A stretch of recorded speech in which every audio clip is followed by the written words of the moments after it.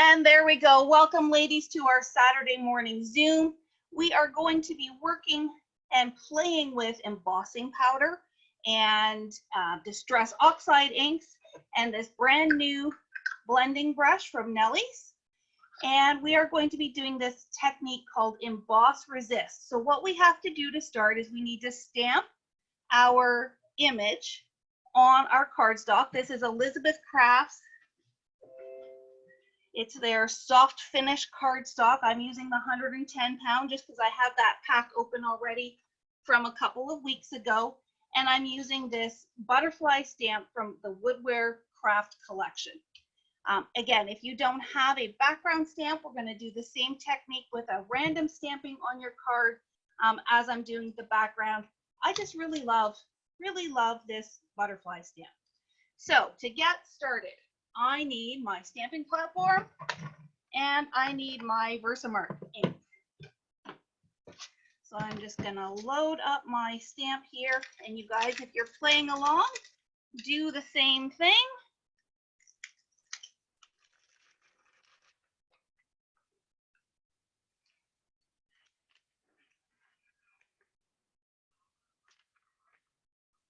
All right, and this is going to fit beautifully on my cardstock. So I'm going to open this up. Try not to lose those magnets. At any time, ladies, if I am going too fast or you have any questions, please feel free to unmute yourself and ask away. Is that going to fit? No, I don't want them upside down. All right, this magnet isn't going to work over here, but that's okay. I'll just put it there. So I've got my stamp positioned where I want it to. I'm going to close this over and open it up. And that's okay because I was snug right in the corner. Now with this Elizabeth Craft cardstock, and I'm not sure that it's going to show up on the screen very well. One side has more of a textured finish, which is really quite nice.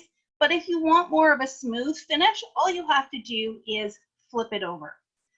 Since I haven't done this with the textured side before, I'm going to flip it to the smooth side just to make sure it works.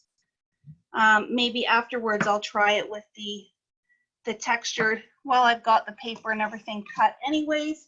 And we'll do a couple and we'll see how the different sides turn out. Now, when you are embossing, you want to use your Versamark ink, because ultimately what we're doing here is we're going to stamp this image and we want the white paper to show through when we're done. So we're going to use a clear ink and we're going to use clear embossing powder. Now, if you only have white embossing powder, that's really not a problem for this particular technique because the white, you really just want the white to show through. On our second technique, if you don't have clear, that might be something that you want to invest in. So I'm going to use my Versamark ink. I'm just going to stamp or ink up my stamp, and I'm sorry, I'm going to shake the whole camera. It's not an earthquake, I promise. I'm going to ink it up really nicely, make sure everything stays in place. And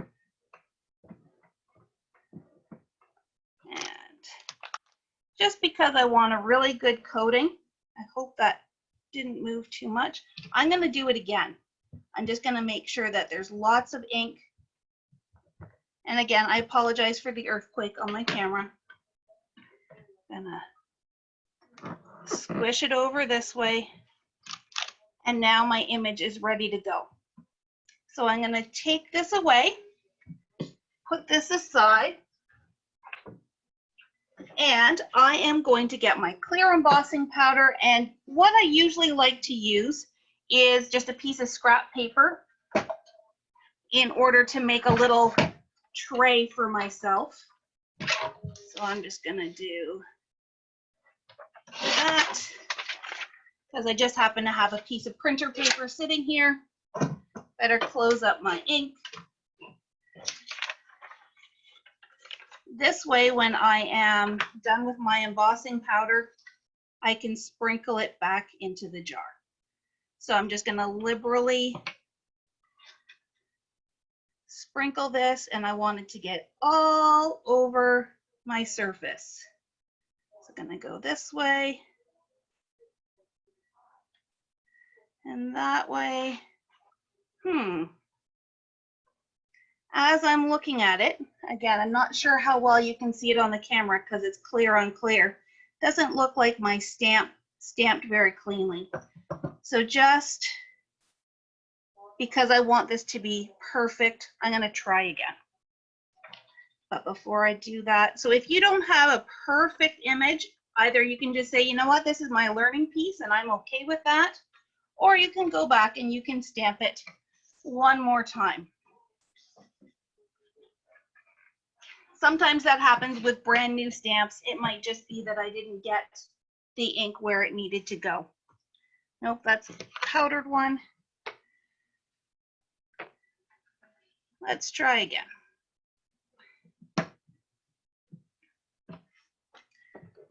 Give it a good smoosh with that Versamark.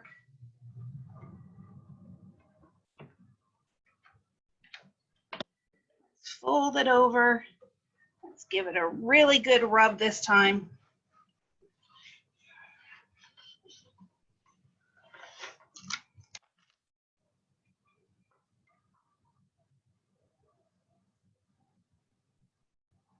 That one did a little bit better, but then I realized I did it on the wrong side. You guys are getting me on my Murphy's Law morning, so bear with me.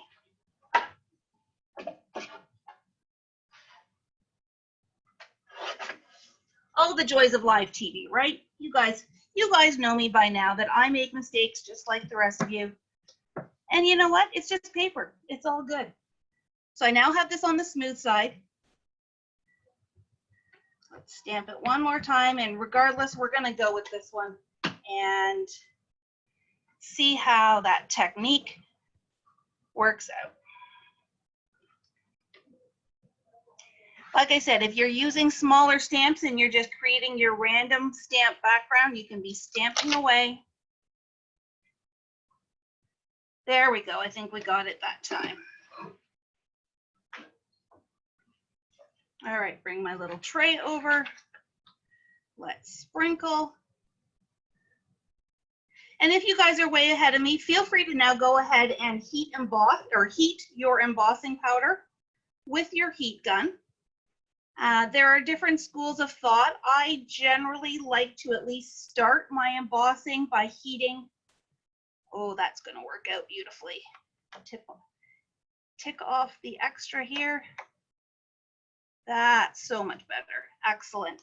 I like to heat from underneath first so that any loose powder doesn't go flying away from where you want it to be. I've got also lots of little grains on here, and I'm going to try and clean that up a little bit. But I'm just going to have to go off camera because my heat gun cord won't reach. So if you have your powder in place, go ahead and heat set that so all you have is a clear or white embossed image.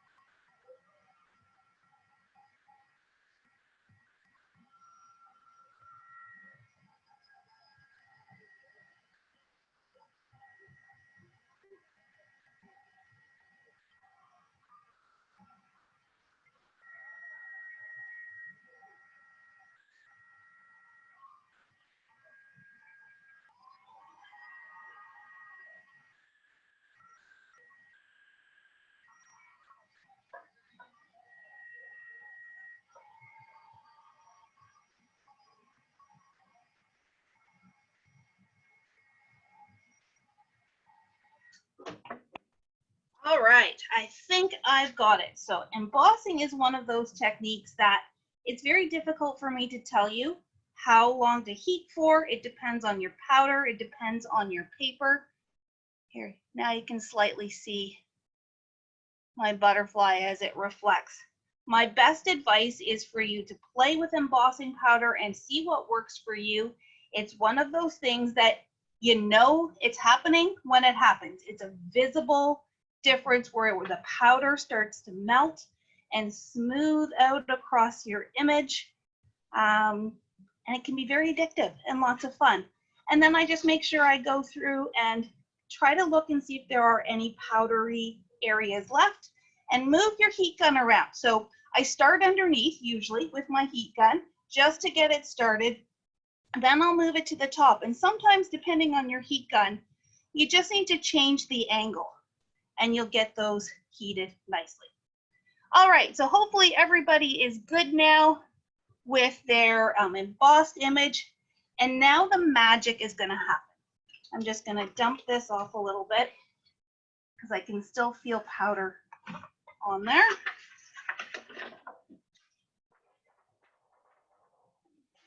And I'm going to get out my Distress Oxides. Now this technique does not have to be used with oxides. You can use any ink that you like to blend with. Oxides just happen to be my favorite. I like the vibrancy of the color. I like that I can blend nicely with it. So let's see, what colors are we going to do? I'm going to do Squeeze Lemon. I want nice bright colors for my butterfly. I think I'm going to use the Carved Pumpkin. Thinking about that. Though the purple is also kind of nice. That one looks a bit better. These colors are all too dark, or, oh. Sheri, do you find that oxides clean easily off the brush, or do you think you need one for distress and one for pigments? I tend to try to keep my brushes separate. I do keep one for oxides and I keep a different one for regular inks, just because if there is any residual, I don't want it transferring and mucking up my ink pads. But I will tell you, and I'll show you as we create with this one, this particular brush cleans like a dream. I'm going to use just the one brush for all 4 colors that I'm going to do here today. And I haven't had any transfer or any difficulty with that whatsoever. With your handled blending brushes, again, I think I would try to keep them separate just for your types of inks. And I know many of you like to have like a green brush and a blue brush and that kind of thing. You should be cleaning your brushes fairly regularly anyways. And all you have to do is get a little bit of dish soap and water. We do have a brush cleaning tool, but as long as you have something that you can kind of scrub it with, and then when you let it dry, make sure you let it dry with the bristles facing down. I have seen people do that with their brushes. I will be 100% transparent. I haven't done that with my handled brushes yet. That's on my to-do list for this weekend. But again, if you can afford to invest in brushes for your different kinds of ink, or maybe there's only one kind of ink. Like I really only blend with oxides, so I don't worry too much about having the different brushes. Does that answer your question? Yeah. Well, just one little. Do you use the same brush for clairs as well? As well as the oxide? I don't tend to blend with my clairs. I only use my clairs for okay. Thanks. So, bye-bye. You're welcome. All right, so what I'm going to do, and maybe 4 colors is too many, but we'll start playing and we will see. I am going to, and this might shock you, I'm going to start with the Mermaid Lagoon. So I'm going to take my blending brush, and just like I would with a blending foam tool or with one of the other blending brushes, I'm going to kind of scrub it and rub it on the surface of the pad to get my ink loaded up. And then just starting off the corner, I'm going to blend it here onto my card. Get a bit more color here. I'm just going to do a kind of a diagonal pattern. But you can see how it's got this beautiful blended surface, and you can cover a lot of area in one fell swoop. Now I'm just going to do this. Can you see any blue coming off there? There's a very little bit, but all of a sudden, and even though you can see it on my bristles, my brush is now clean. So I can, and don't be shocked, I'm going to go into the yellow next. And when I start blending, all you see is that yellow. Now you've got the green here where our colors are overlapping, but that's from the colors on the paper, not the colors on the brush. So again, I'm just gonna scribble it off on my scrap paper, and you know what? Let's go pink next.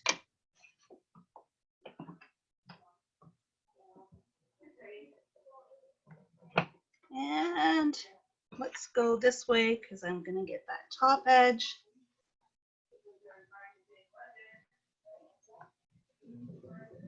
And there we go. So you can already see the magic starting to happen a little bit. I'm going to just scribble that off just to make sure those go clean. But what you want to get is a tissue or a paper towel, which of course I did not grab. And you want to buff off where your embossed image is. And this is where you're really going to see. So it's called, this technique is called resist because the embossing powder is resisting the ink from getting stuck onto the paper. Let me go, I've got a cloth over here, bear with me.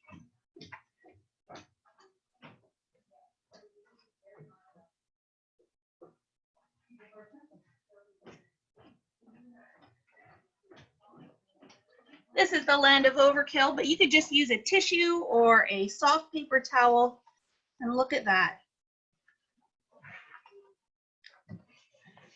See how that all comes off, and it just leaves that white behind so that you've got your blended background and your silhouettes of your butterflies or whatever images you have coming through like magic. And honestly, ladies, that's all there is to that technique. So what you can now do is I'm going to trim mine down and put it on a card base. There are a few little places where I maybe didn't emboss very well. Those are perfect places for sentiments. And so I will show you that as well, how I'm going to put my sentiment on here. Because if you were to just try and stamp directly on here, your embossing powder is going to resist that as well. So I'm just going to do a little strip and put it across there. I'm going to use the Stamping Village, the newest Stamping Village stamp. I'm going to do the Thinking of You stamp onto a piece of paper so that I can put it on my card. So let's get my card base.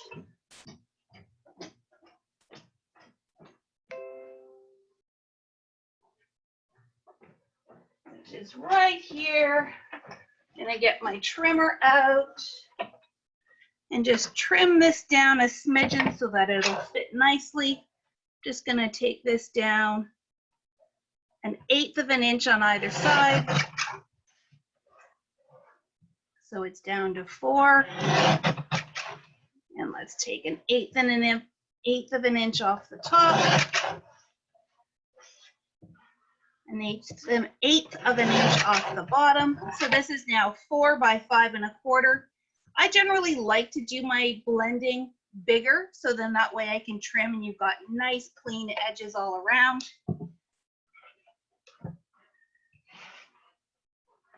Here's my card base. And you know what? Let's be fun and let's even pop that up.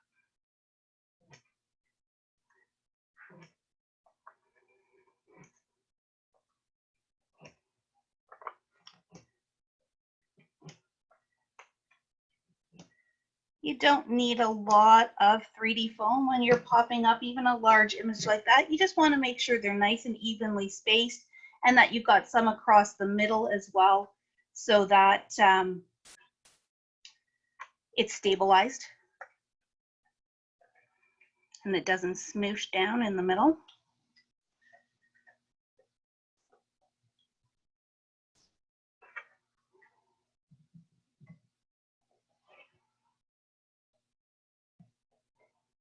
All right, so that's all set.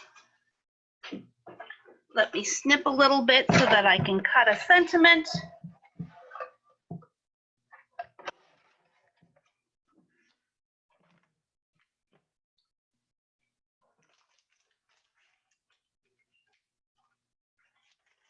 Crack this baby open.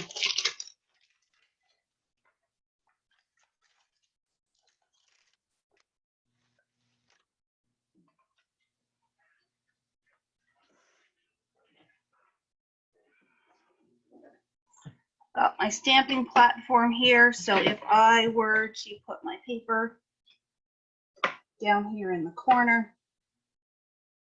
let's put it right there. That should keep it in place. Just using black, I've got the oxide up here, so I'm going to go ahead and use that. Again, sorry for earthquake camera.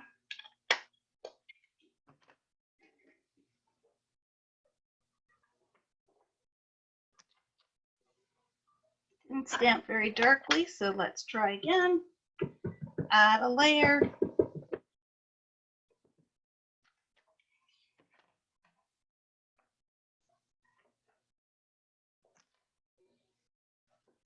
Middle still being tricky. One more time. Third time is a charm.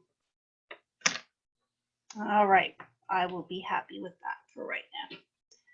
Take this off because we'll need that butterfly again in just a little bit.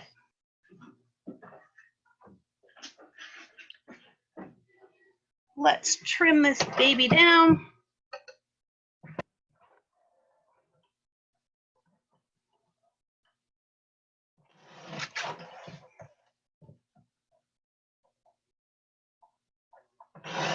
Oops. Hold steady. And since I'm going to go from the right side on my card, I'm going to trim this close to that right side end. Dovetail my end here.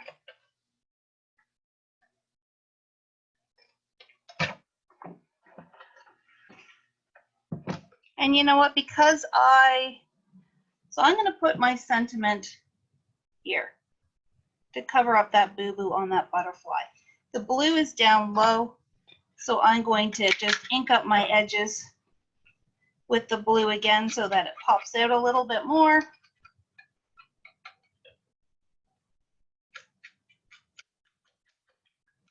Looking good.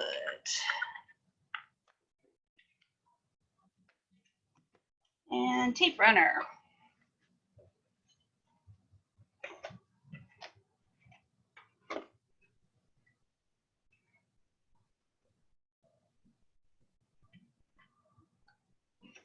And look at that, a beautiful blended rainbow type card in just a few very simple steps.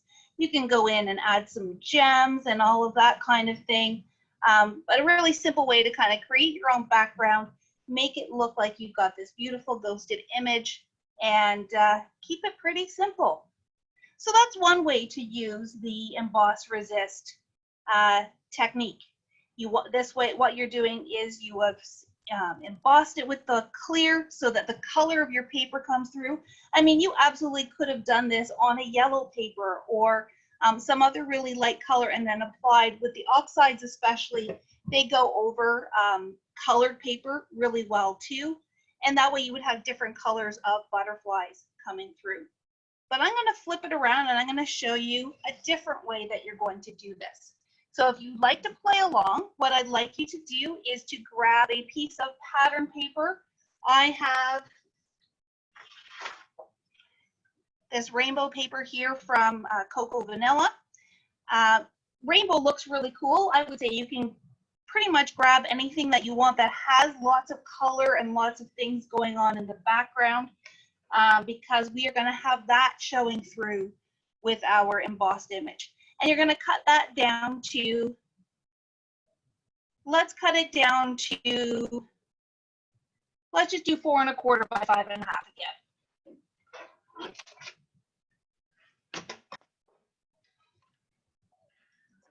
Cut off my advertising strip because I want this area here. So I'm going to do my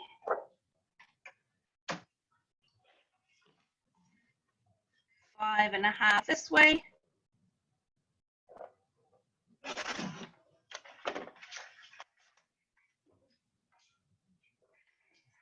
And I kind of want to go in here, so I'm going to this and then do the 4 1/4 this way. So there, I've got my pattern piece of paper cut and ready to go. Get rid of my scrappy scraps.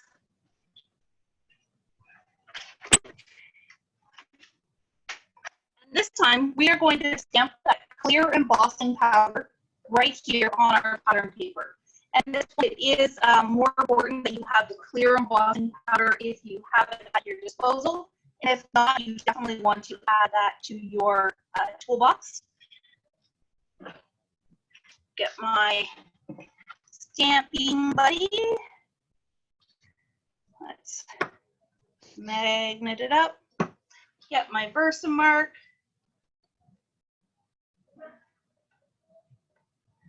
So the Versamark really kind of works like a glue that's going to hold your embossing powder in place while you heat it. All right, hold on, I think it's in the way.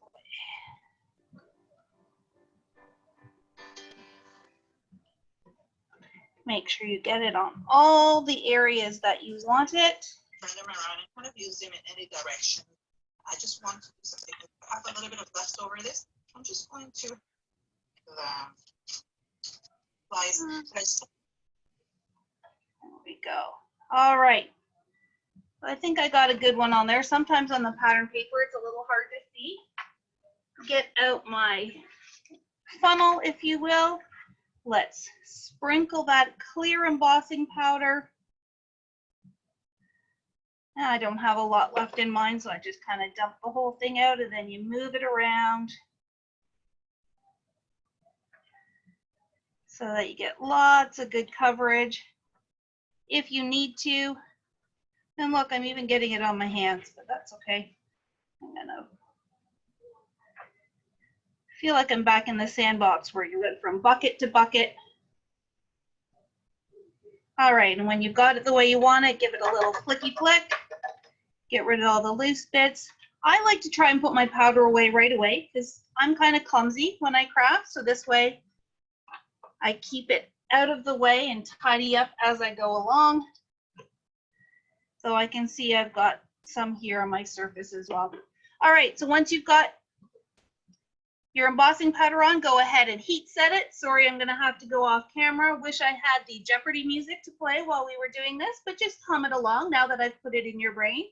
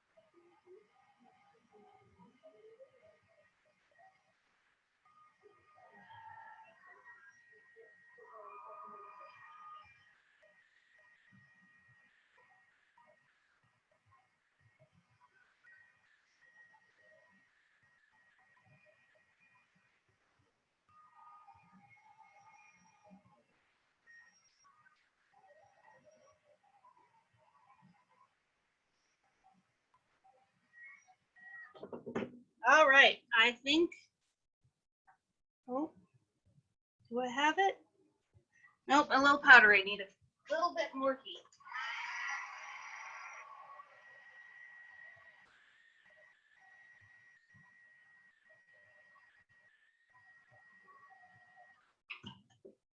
There we go. Let me dust this off again. Like I said, I'm a messy crafter. I'm sure all of you are much neater and tidier than I am. Ha ha ha. So this time, because we want the color from behind to come through, we're going to do a reverse technique, and I'm only going to use that black soot oxide. And again, my brush is nice and clean.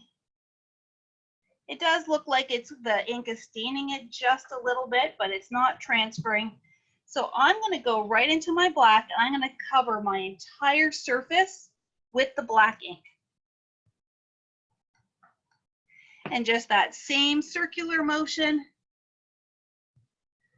And you want to build up lots of layers, because ultimately we want to cover up the pattern paper except where the embossing is. Looks like my black soot needs a bit of a re-inking. It's a little bit dry, but I'm sure we'll get the idea.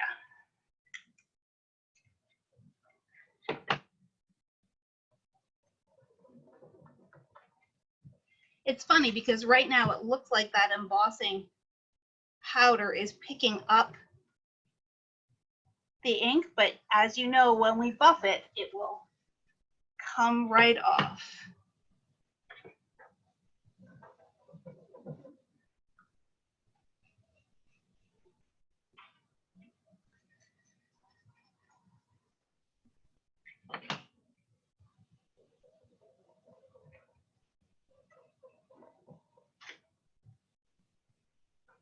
Shaky, shaky, wakey, wakey.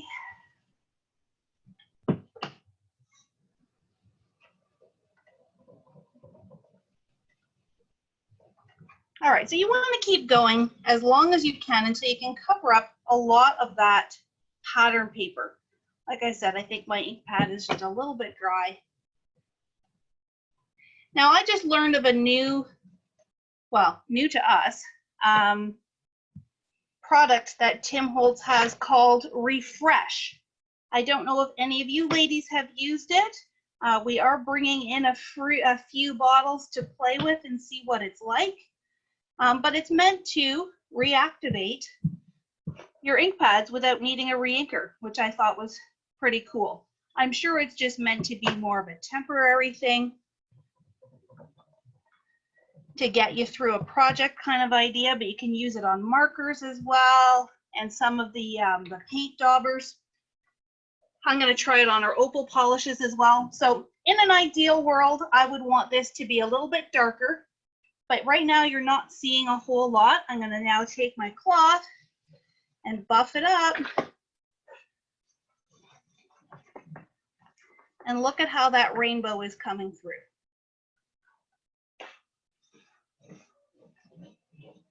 So this is really where that clear embossing powder is your friend, because it's going to allow all those colors to come through.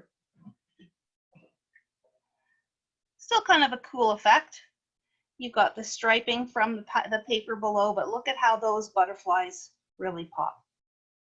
So that's two different ways that you can use this Emboss Resist technique, whether you want to create your blended background. I'm afraid to touch it because I now have black ink all over me. You've got that pretty soft rainbow look, or you can go with that dark silhouette reverse look to your creation. So thank you, ladies, for sticking around. We are a little bit longer than usual, and I do have something to reward you. So actually, I'm gonna sign off the recording, but please stay tuned in because you don't want to miss what I'm gonna tell you next. Thank you for tuning in. We're gonna stop the recording so that this can get uploaded onto YouTube.